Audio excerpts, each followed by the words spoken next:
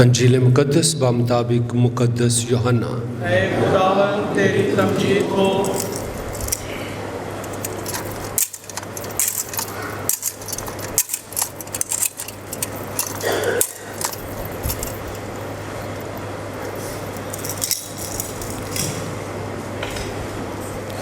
اس کا 6 باب اور اس کی 51 آیت سے۔ ایک دن یسوع نے یہودیوں سے کہا، میں وہ زندہ روٹی ہوں جو آسمان سے اتری ہے۔ اگر کوئی اس روٹی میں سے کھائے تو ہمیشہ تک زندہ رہے گا، اور جو روٹی جہاں کی زندگی کے لیے میں دوں گا وہ میرا گوشت ہے۔ بس یہودی آپس میں یوں کہہ کر تکرار کرنے لگے کہ یہ اپنا گوشت ہمیں کیوں کر کھانے کو دے سکتا ہے؟ مگر یسوع نے ان سے کہا کہ میں تم سے سچ سچ کہتا ہوں کہ اگر تم ابن انسان کا گوشت نہ کھاؤ اور اس کا خون نہ پیو تو تم میں زندگی نہیں ہوگی۔ جو میرا گوشت کھاتا اور میرا خون پیتا ہے وہ ہمیشہ کی زندگی رکھتا ہے، اور میں اسے یوم آخر میں پھر زندہ کروں گا، کیونکہ میرا گوشت حقیقی غذا اور میرا خون حقیقی شرب ہے۔ جو میرا گوشت کھاتا اور میرا خون پیتا ہے وہ مجھ میں قائم رہتا ہے اور میں اس میں، جس طرح باپ نے جو زندہ ہے مجھے بھیجا ہے اور میں باپ سے زندہ ہوں، اسی طرح وہ بھی جو مجھے کھاتا ہے مجھ سے زندہ رہے گا۔ انجیل مقدس کے وسیلہ سے ہمارے گناہ معاف کیے جائیں۔ آئے ہم سب بیٹھ جائیں۔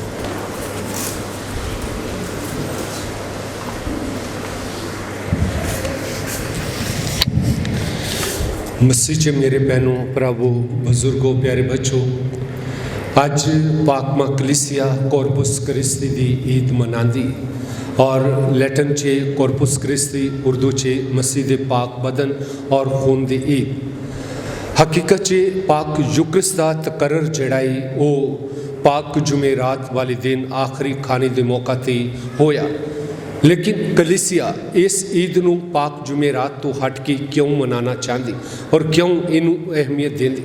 کیونکہ پاک جمعرات دے دن پاک یوکرس دا تقرر ہویا ہے، اور پاک یوکرس دے بارے یسوع نے کیا ہے کہ میری یادگاری دے واسطے انج کریا کرو۔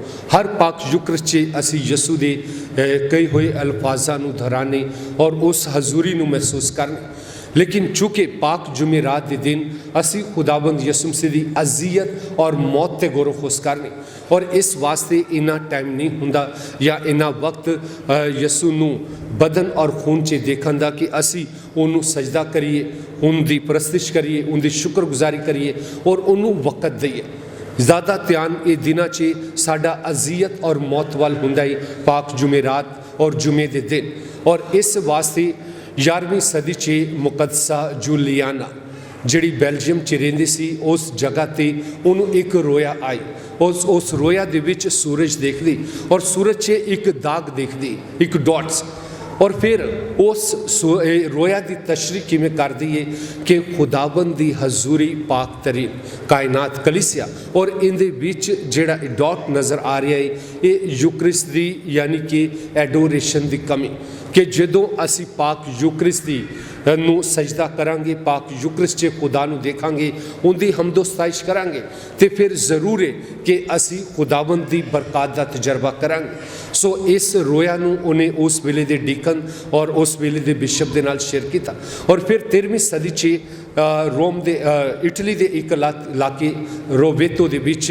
کی ایک کاہن پاک یوکرس دی قربانی چڑھا رہا ہوندا ہے، پاک یوکرس دی قربانی، اور جس طرح ہی وہ یوکرس نو ایلیویٹ کردا ہے، اٹھاندا ہے، تے او یوکرس جڑا ہے ان دا ناگ ان دے وچوں خون بہر نکلدا ہے اور گوشت دے وچ تبدیل ہو جاندا ہے، اور اسی طرح ہی وہ یا کورپرل دے وچ جڑا پاک کپڑا اتنے ہوندا ہے ان دے چ لپیٹ کے اپنے بشپ نو دکھاندا ہے، اور بشپ صاحب اس ویلے دے پاپا اعظم اربن نو یہ ساری شہادت دس دے نے، اور پھر اس عقیدت نو اس چرچ دے وچ منانا شروع کیتا۔ اج بھی روبیتو دی چرچ جائیے تو اتھے یوکرس دا یہ معجزہ اج بھی سانو نظر آئے گا، اور اس واسطے یوکرس دے ہزارہ معجزات، اور دنیا چے اگر سب تو زیادہ معجزات ہوندے نے تے کیتھولک التار دے اتے خداوند یسوع مسیح دے کئی ہوئے الفاظ ਅਸੀਂ ਕਹਿੰਦੇ ਮੌਜਜ਼ਾ ਕਿੱਥੇ ਆਮ ਰੋਟੀ ਔਰ ਆਮ ਮੈਅ ਨੂੰ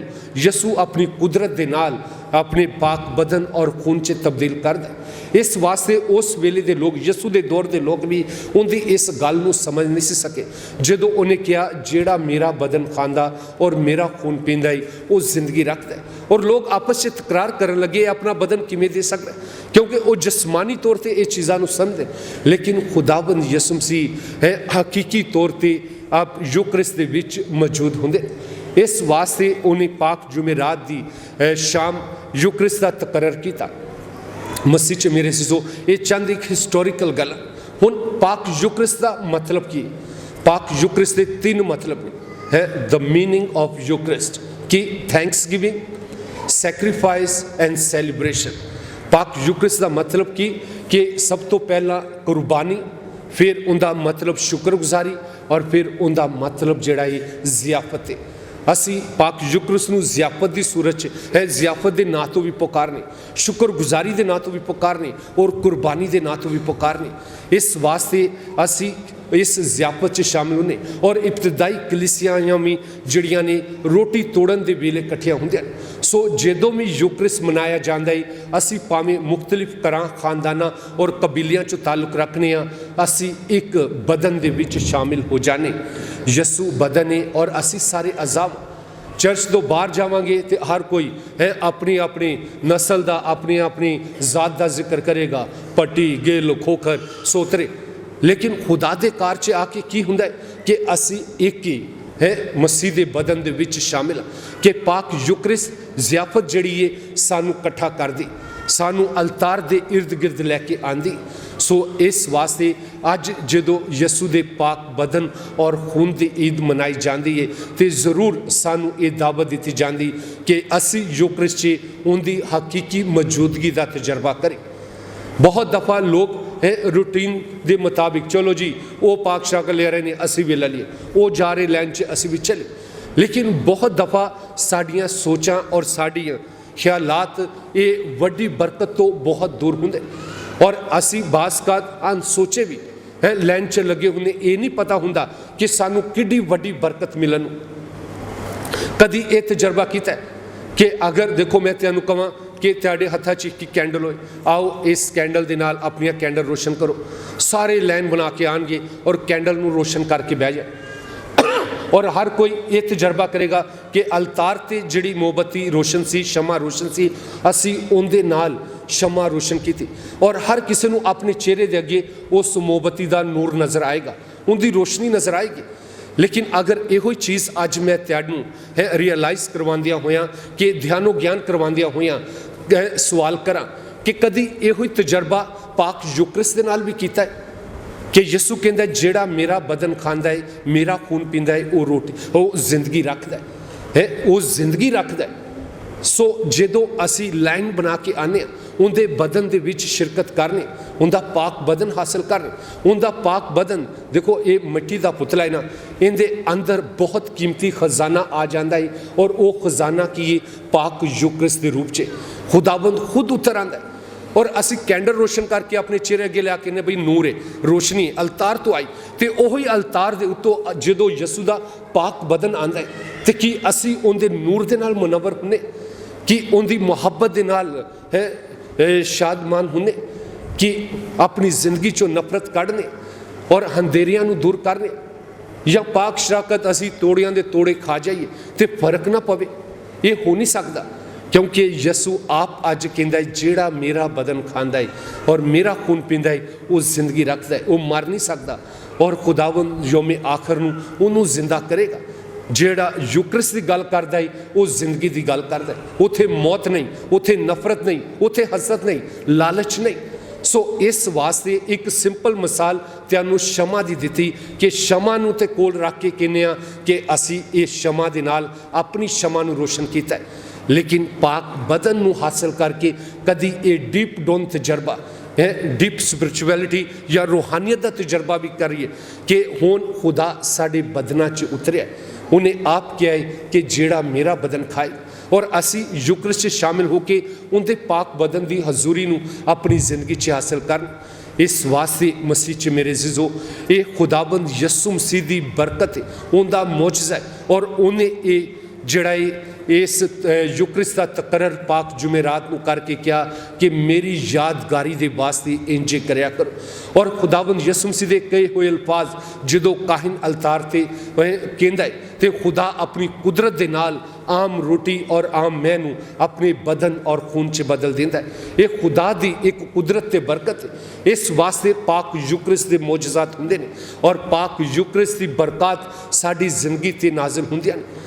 खुदा दे कलाम च लिखा है कि जेड़ा पौलुस रसूल कहता है जेड़ा खुदावंद के बदन नूं नालायक तौर पर लेंदा है खांदा है वो अपनी सज़ा आप खटदा है। इस वास्ते अगर तैयारी नहीं, अगर असी अपने आप को तैयार नहीं किया या सानू नहीं पता तो बेहतर है ना लईए, बेहतर है ना लईए, बल्कि अपनी तैयारी ते करके तोबा की रस्म च शामिल होके अपने आप को तैयार करके इस काबिल बना के पाक यूक्रिस्त नूं हासिल करिए। खुदाबंद दे पाक बदन मसीह च मेरे अज़ीज़ो खुदाबंद खुदा अपने कोल के मुताबिक अलतार ते यूक्रिस्त दे विच शामिल हुंदा है। अज अगर तुसी नैट च गूगल ते जाके कॉर्पस क्रिस्ती लिखो ना तो दुनिया दे विच बड़े बड़े वड्डे हैं जिहड़े ने अज फंक्शन और ईदां मनाइयां जा रही। पिंडां दे पिंड शहरां दे शहर है मॉन्स्ट्रॉन्स दे विच यूक्रिस्त नूं रख के है ज़हूरदान च यूक्रिस्त नूं रख के है गलियां च सड़कां दे उत्ते जिहड़ा जुलूस की सूरत च जांदे ने कि अज खुदाबंद यूक्रिस्त की सूरत च पाक बदन और खून की सूरत च साड़ी जिंदगियां चों साढ़े घरां ते साड़ियां गलियां दे विचों गुजरान कर रहे, बरकत दे रहे। लोगों ने खूबसूरत गलियां सजाइयां ने और शहरां नूं सजाया। और कई साढ़े पाकिस्तान च है, मैं गुजरांवाला च सी, फ्रांसाबाद भी असी जुलूस की सूरत च यूक्रिस्त नूं कढदे सी। और इस तरह कई होर पिंडां दे विच भी इस यूक्रिस्त की ईद नूं कॉर्पस क्रिस्ती नूं बड़े शाहाना अंदाज च मनाया जाता है।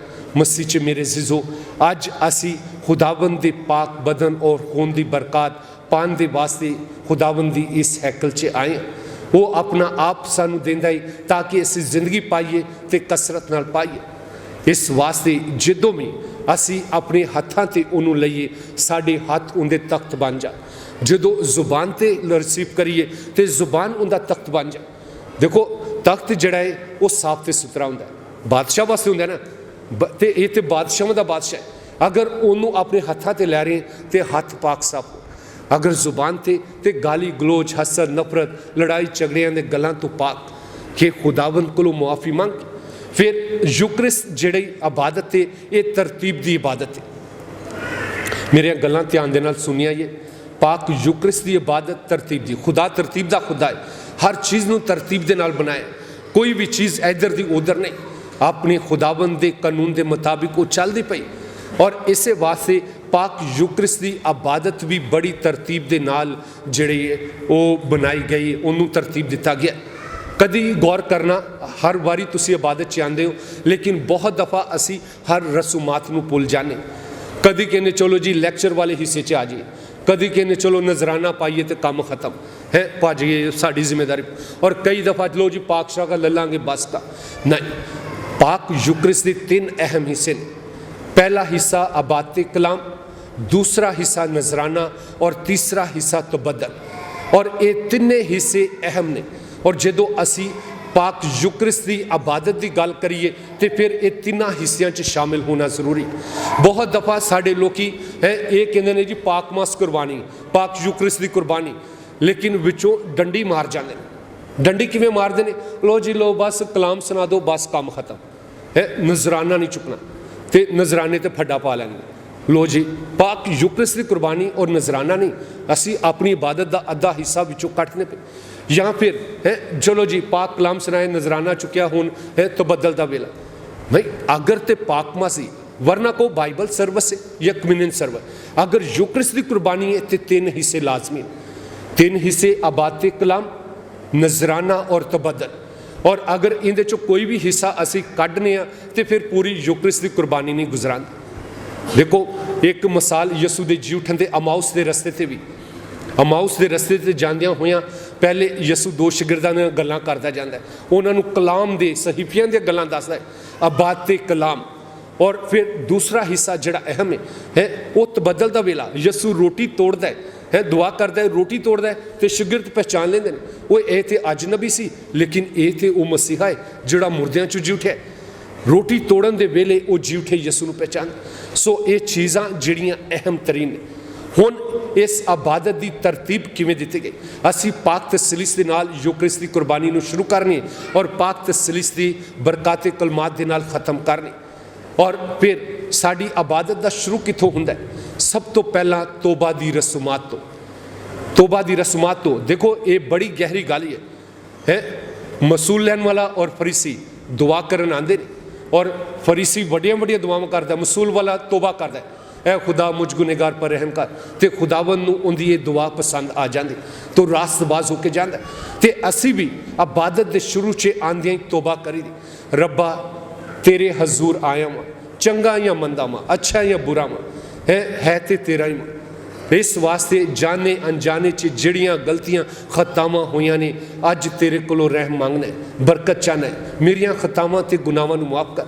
असी काहिन दे नाल रल के तोबा दी रस्मात करी दे कि पहला तोबा करनी और फिर उनका है ग्लोरिया गाना, आलमे बाला ते होशियाना। फरिश्ते भी है गुण गांदे ने और कवायर भी और असी सारे भी कि उनके जलाल नूं होशियाना किने उनके जलाल दी हमदो सताइश कर कि किवें खुदा सानू अपने जलाल वास्ते इस्तेमाल कर। ये आबादत की तरतीब।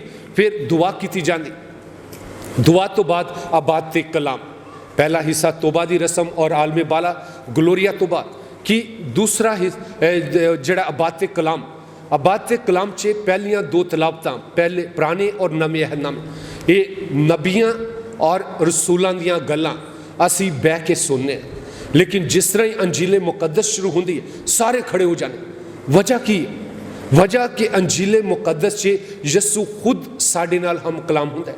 काहिन जिहड़ी अंजील पढ़दा है वो यसू दे लबे मुबारक चों निकले अल्फाज हुंदे ने। और इस वास्ते दुनिया दे अगर बादशाह और दुनिया दे अगर सदर आन ते सारे एहतरामन खड़े हो जाते हैं, खड़े होके गल सुनते हैं। तो असी तो बादशाहां दे बादशाह दे लबे मुबारक चों निकले लफ्ज़ां नूं सुनना हुंदा है तो सारे खड़े होके उनके अल्फाजां नूं सुनते हैं। और इनू कहते पहाड़ी आवाज़ कि खुदावंद पहाड़ी आवाज़ च लोकां नाल हम कलाम हुंदा है। और की कहंदा है? मुबारक हैं वो जो गमगीन है, मुबारक हैं वो जो हलीम है, मुबारक हैं वो जो सताए गए हैं, मुबारक हो तुम जो मेरे सबब से सताए गए, मुबारक है वो जिहड़े पाक दिल ने। ये देखो हर एक नूं इंज लगता है जिवें यसू मेरी गल कर। कदी किसी नूं इन्नी वड्डी बरकत नहीं मिली होनी, हर कोई तू तू मैं करदा फिरदा है, कदी इस तरह इज्जत नाल नहीं। लेकिन खुदावंद यसू मसीह दे लबे मुबारक चों अल्फाज निकलते नहीं, हर किसी नूं लगदा है यसू मन्नू प्यार कर। कोई हलीम है, कोई सताया गया है, कोई पाक दिल है, कोई गमगीन है, कोई परेशान है, कोई यसू दे नां तो लान तान किया गया। लेकिन यसू कहता है खुश होना, खुशी करना तेरा अजर बड़ा है। सो इस वास्ते अंजीले मुकद्दस नूं असी खड़े होके सुनने कि खुदावंद यसू मसीह आप साडे नाल हम कलाम हुंदा है। और लैक्चर तो बाद देखो नजराने का वेला, असी पटिशन या मुनाजात तो बाद नजराने का वेला आंदा है। हुण ये नजराना कबूल कौन करदा? पाक यूकरिस्ट की कुर्बानी च असी यसू की जिंदगी नूं देख रहे और यसू सलीब ते अपने आप नूं कुर्बान करदा। मैं पिछले इतवार तुहानूं पाक तसलीस च दस्सिया सी है कुर्बानी दे वेले यसू कुर्बानी दे रहा है और बाप कुर्बानी नूं कबूल कर रहे और पाक रूह की मदद नाल कुर्बान हो रहा है। और अगर खुदा बाप कुर्बानी नूं कबूल करदा है तो साडे भी हदीए नजराने खुदा बाप जिहड़ा है वो कबूल करदा है। असीं यसू दे वसीले नाल बरकत पाने। सो इस वास्ते अलतार ते जदों यूकरिस्ट की कुर्बानी चढ़ाई जाती है यसू कुर्बान हो रहा हुंदा है और बाप जिहड़ा है कुर्बानी नूं कबूल करदा है। और इस तरह साडे हदीए नजराने भी कुर्बानी की सूरत ते अलतार ते आंदे। और खुश नसीब तुसी हो जिन्हां दे अगे खुदा दे नां दी टोकरी आंदी। यकीन मनो बदकिस्मत वो लोग ने जिन्हां नूं कोई कहन वाला भी नहीं कि तुहाडे कोल खुदा दे नां दी टोकरी आई। लेकिन अफसोस वो भी कि जेड़े खुदा दे नां दी टोकरी आवे ते अखां इधर उधर कर लेंदे, भाई ये टोकरी अगों निकल ही जावे है, मनु चंदा ना ही देना पवे। ये भी चीज़ां कि बास का कई फैमिलियां ने अपने बच्चों को सिखाया हुआ है अपने छोटे छोटे बच्चों ने भी, बेटा पाक मास में जाना है तो नजराने के वक्त नजराना डाल। बच्चे अपने माँ बाप को लेंदे भावें थोड़ा ही 1 रुपया ही 5 रुपये 10 रुपये पान, लेकिन उन्होंने पता है कि असी इबादत च शामिल हाँ, असी अपना हदिया नजराना। लेकिन कई इंज दे भी होंदे ने कि नहीं यार ये टोकरी निकल ही जाए, रब को कहांगे रब सब तो वड्डी बरकत दे है, ये आजमाइश है, रब्बा सब तो वड्डी बरकत दे, 5 लाख 10 लाख करोड़ अरब है इंज ही है ना। तो जो चंदे की वारी आएगी ना यार सब तो यानी कि पाटा होया नोट किहड़ा है जिहड़ा दुकान ते भी नहीं लगना, ये बड़ी बड़ी आजमाइश है। कभी ये नहीं कुछ यार अज जिहड़ा पर्स च सब तो वड्डा नोट है रब नूं भी दे के देखिए है, ये बड़ी मुश्किल।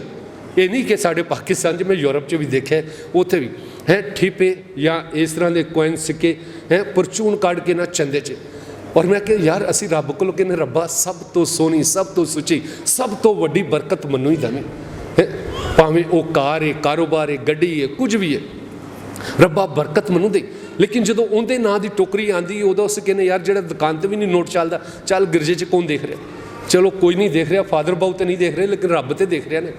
पता ना है जो नजराने का वेला आया सी ते खुदाबंद यसु मसीह देख रहे सी ते एक बेवा औरत डरदी डरदी 2 दमड़ियां पांदी, खुदाबंद यसु मसीह अपने शागिर्दां नूं कहंदा इधर आवो यार, ए देखो मैं तैनूं सच कहना इस बेवा औरत ने सब तो वध के पाया। वो हैरान रह गए कि फकी फरीसी तो एडे एडे ठिप्पे पा रहे, टक टक टक टक सब नूं नज़र आ रहा।